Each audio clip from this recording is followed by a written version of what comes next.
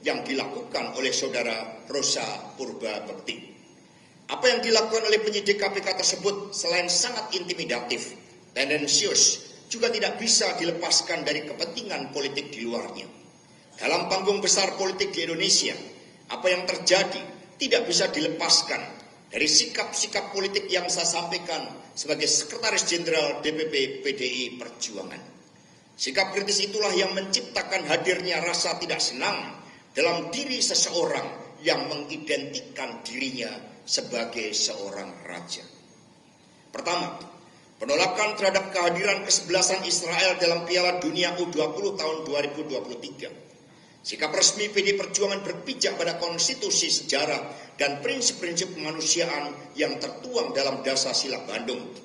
Pembebasan dan kemerdekaan Palestina adalah komunika politik yang ditandatangani oleh pemerintah Republik Indonesia dalam Konferensi Asia Afrika tahun 55 di Bandung. Ini yang kita tandatangani bersama dengan 29 negara yang lain.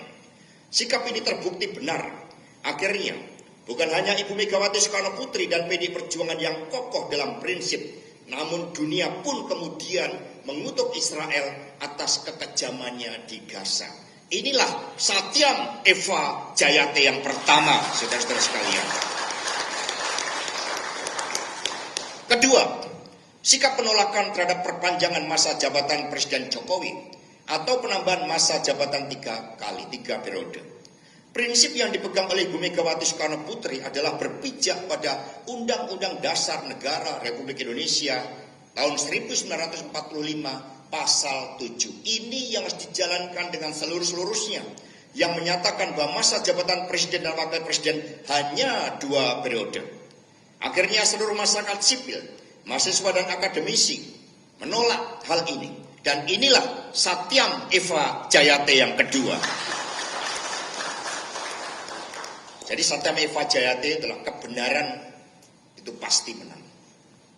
Itu yang kita pegang. Ini adalah prinsip-prinsip kebenaran yang kita junjung tinggi.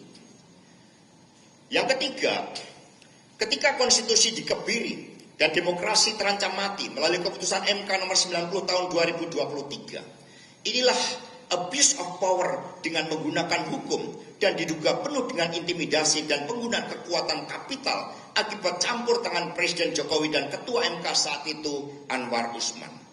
Sikap tegas Ibu Megawati Soekarno Putri terjadi karena ketaatan pada peraturan perundang-undangan. Apa yang terjadi di MK ini akhirnya tercatat sebagai titik paling gelap dalam sejarah demokrasi Indonesia. Dan inilah Satyam Eva Jayate, sebab konstitusi itu memiliki roh. Dan sekiranya itu dilanggar melalui abuse of power, maka bisa menciptakan krisis. Kita yang tidak menginginkan itu, maka kita juga akhirnya berproses, meskipun itu semua adalah prosedural. Keempat, masyarakat Indonesia mencatat bahwa di dalam Pilpres dan Pileg tahun 2024 serta Pilkada 2025, berbagai penggunaan mesin politik yang bukan partai politik kembali terjadi. PDI Perjuangan menyampaikan begitu banyak catatan gelap atas praktek demokrasi prosedural yang berwatak otoriter populis ini. Masyarakat mencatat begitu masif intimidasi yang dilakukan terhadap kepala desa, anggota legislatif, jurnalis, tokoh-tokoh pro-demokrasi, para pengusaha hingga kepala daerah. Bahkan bujuk rayu melalui bansos pun dilakukan untuk membius kesadaran rakyat. Ini berita di salah satu media nasional hari ini. Korupsi kepala desa yang kemudian ini menjadi alat sandera. Terhadap berbagai penyalahgunaan bansos ini, pada tanggal 8 Februari yang lalu, Jenderal TNI Purnawirawan Luhut Binsar Panjaitan menyatakan bahwa dari 500 triliun dana bansos tersebut, hampir separuhnya atau 250 triliun yang sampai ke masyarakat. Inilah penyalahgunaan keuangan negara dalam proses elektoral. Ini yang seharusnya juga menjadi perhatian. Hadirin dan seluruh masyarakat Indonesia yang kami cintai dan banggakan, PDI Perjuangan sangat menghormati KPK.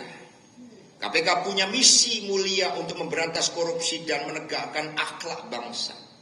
KPK didirikan oleh Presiden Megawati Soekarno Putri bukan untuk dengan wajah yang seperti saat ini.